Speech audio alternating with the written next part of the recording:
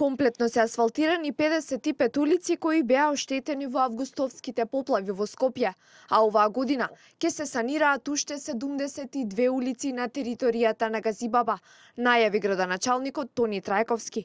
Изградба на ново училиште во Хиподром, нова детска градинка во Стајковци, неколку паркинзи и изградба на повеќе фекални канализации и водоводни мрежи се само дел од капиталните проекти предвидени за 2017 година.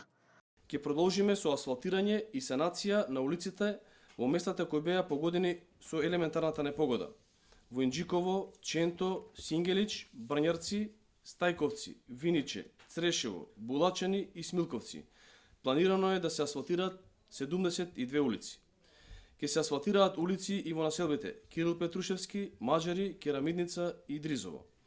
Ќе се продолжи со изградба на паркинзи во населбата Железара, Автокоманда, Триангла и Ченто.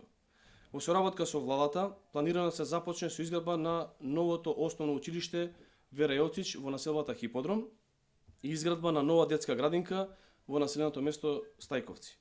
Ќе продолжиме со изградба и на фекалните канализации во Трубарево, Јурумлери, Црешево, а ќе се започне со изградба на фекална канализација во населеното место Гоце Делчев, Смилковци и Колонија.